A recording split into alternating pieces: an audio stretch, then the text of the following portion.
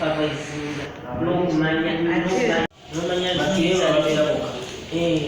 boy child in all levels in education, I think it is the concern of the parents, the government, and the school at large, because I have not come out and put one voice on this noble cause.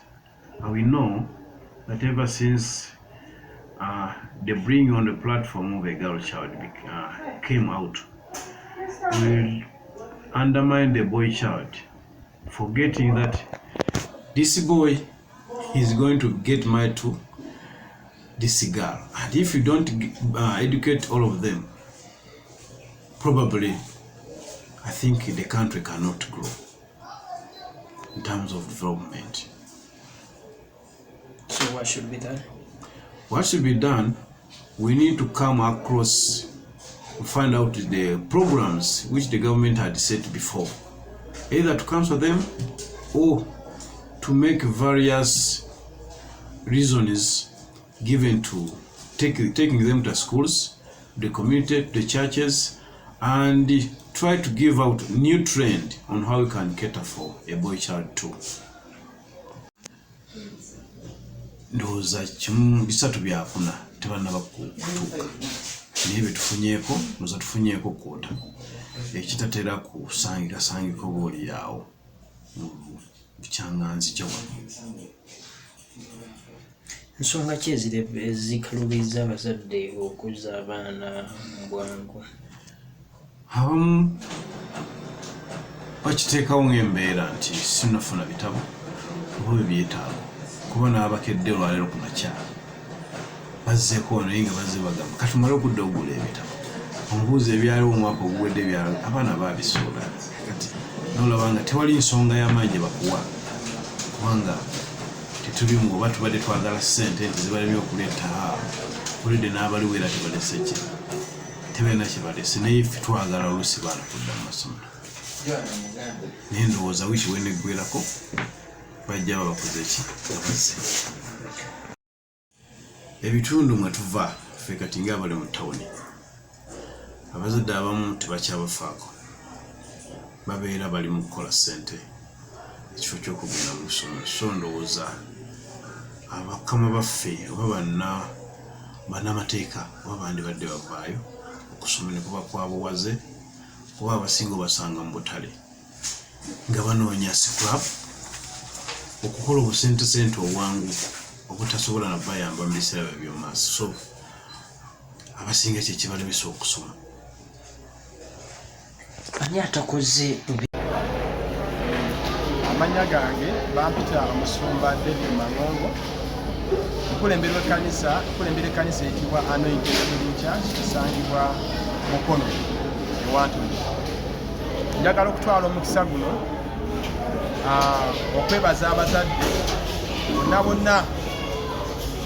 ggwanga lyaffe erya Uganda naye okusingira ddala mu kibuga bweri Mukono olw'okufaayo nnyo eri abaana mubalabirira mubasomesa. Abaana babadde mu kuwummula okuwanvu okw'emyezi 2 kuva Desemba, January, kati February baddayo okusoma.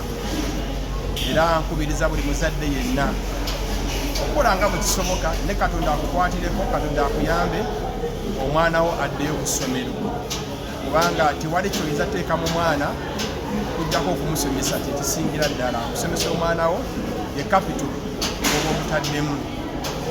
Abazadde abaana baffe tubaseeko nnyo amaanyi basome bulungi nga bw'oteekayo ssente n'okufolowinga omwana ne ku ssomero gy'asomera olaba omwana waasoma atya.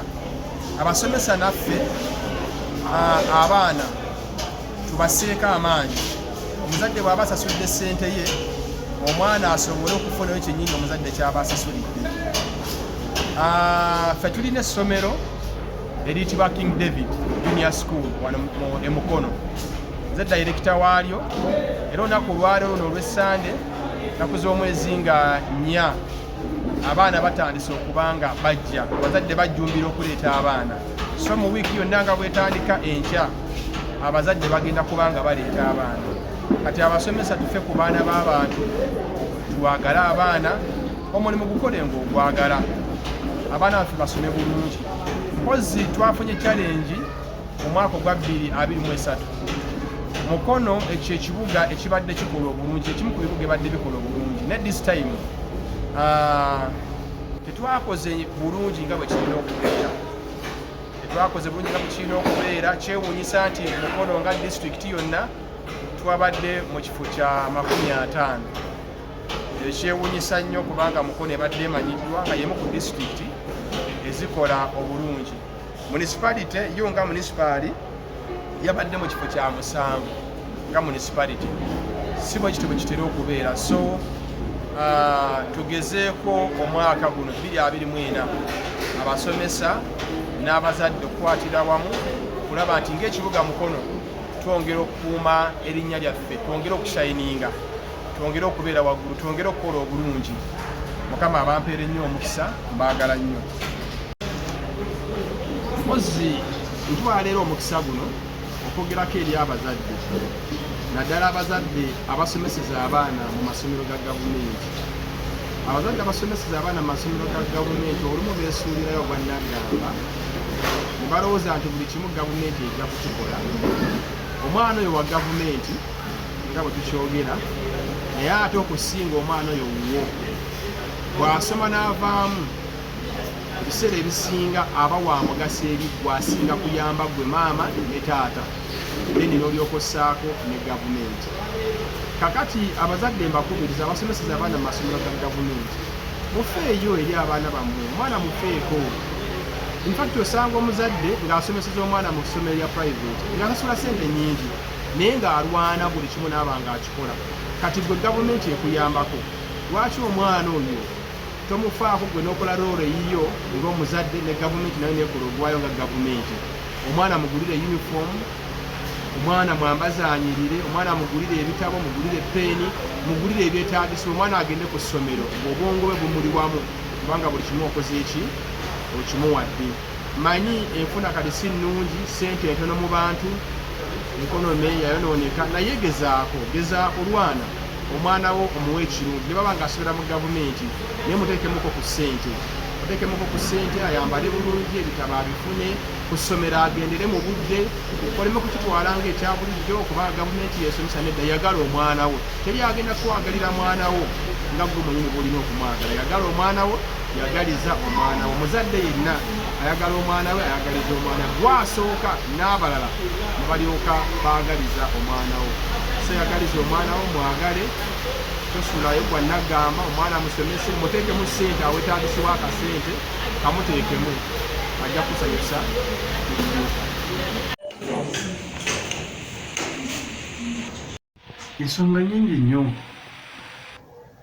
gavumenti bwe yavaayo n'esoosowaza aleka alina bye yeerabidde.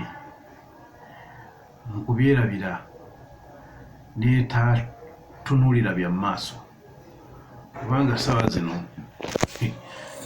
nze nga nze nina abaana abawala bangi, nange mbasoosowaza, naye ate si kirungi kubanga bwe bakula ate bafumbira balenzi ate abatasomye. Sendowooza kyandibadde kyekiseera oba kyayitako nadda tuzzeewo omwenkanonkano guveewo, abaana tubatwale nga kyekimu, tubawe ebyetaagisa nga bye bimu. Osanga okudduka kw'abaana mu masomero kusobola okukendeera abalina ddala abalenzi.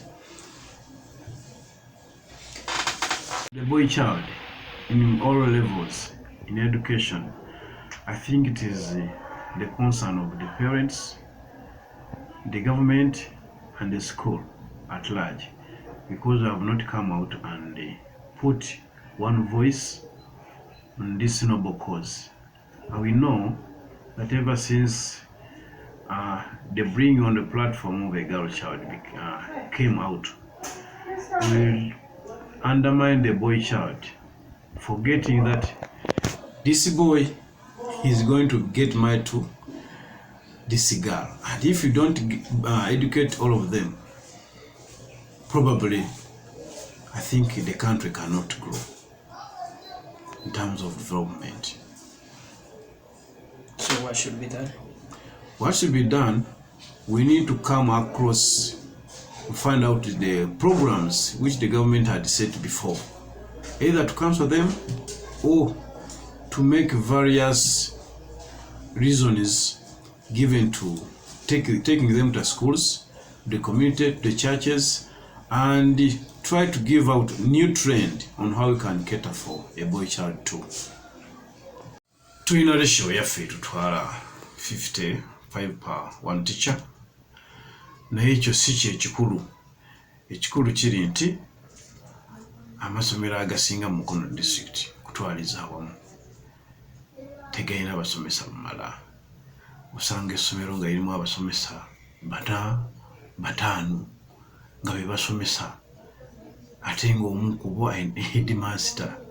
So ebizibu ebyo ndowooza tebiri mu Mukono yokka, biri mu bitundu ebirala, naye ku lw'okuba ongambye ku Mukono ekyo kyo nkimanyi kuba nina gye nali mbadde nga tuliyo bataano, era nkyubira nakati bwe kiri kubanga ebifo ebyewala ennyo ate amasomero agasingira tegalina mayumba, n'okubanga n'omusaala nagwo si gwe mulungi ogusanyusa.